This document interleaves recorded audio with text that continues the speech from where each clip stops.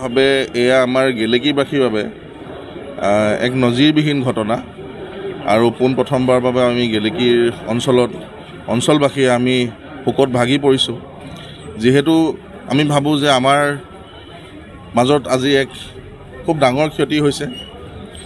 আমাৰ সকলোৰে বন্ধু মিনাৰুল হুছেইন আজি আমাৰ মাজত নাই।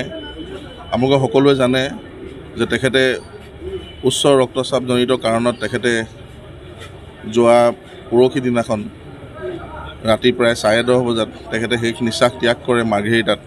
তেখেতে কৰ্মসূত্ৰে মাৰ্ঘেৰিটাত কয়লাৰ ব্যৱসায় কৰি আছিল আৰু তাৰ পিছতে আৰু এটি মৰ্মান্তিক ঘটনা ঘটিল যে তেখেতৰ মৃত্যুৰ বাতৰি পোৱাৰ পাছতেই তেখেতৰ পিতৃ শ্বৰিফুল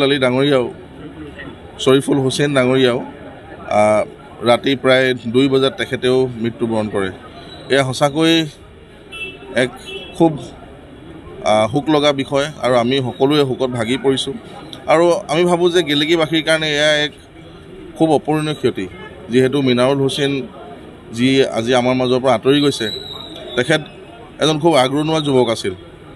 গেলেকীৰ যিকোনো সমাজ জীৱনৰ লগত জড়িত যিকোনো কাৰ্যক্ষেত্ৰত তেখেতে সদায় আগভাগ লৈছিল আৰু খুব হাঁহিমুখীয়া ল'ৰা আছিল আৰু সকলোৰে লগতে এক বন্ধুত্ব বজাই ৰখা, সকলোৰে লগতে মিলা প্ৰীতিৰ মাজে চলা এজন যুৱক আছিল। তো গতিকে আমাৰ কাৰণে এয়া খুব ডাঙৰ ক্ষতি।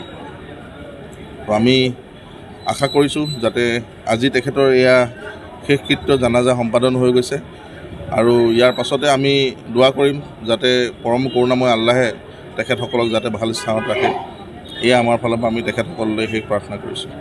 আজি কিছুদিন পূৰ্বে আমাৰ গেলেকীৰ উদ্যমান যুৱ ব্যৱসায়ী মিনাৰুল হুছেইন তেখেতে কৰ্মসূত্ৰে আপোনাৰ লিডু মাৰ্কেটত কৰ্মৰত আছিলে। তেখেতে হঠাৎ তেখেতৰ প্ৰেছাৰ ষ্ট্ৰ'ক হৈ মৃত্যু হোৱা খবৰ পায়। বাপেকে হয়তো আভাস পাইছে তেনেকুৱা কিবা পুত্ৰৰ মৃত্যু হোৱাৰ, তো তেখেতেও ইহলৈ সম্বৰণ কৰিলে।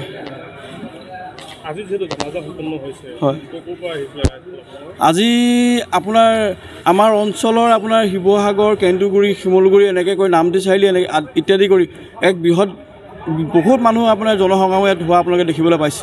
যিহেতু মিনাৰুল হুছেইন এজন সমাজপ্ৰিয় ব্যক্তি আছিলে, তেখেতৰ মুখত সদায় আপুনি এটা হাঁহিমুখীয়া ল'ৰা আছিলে।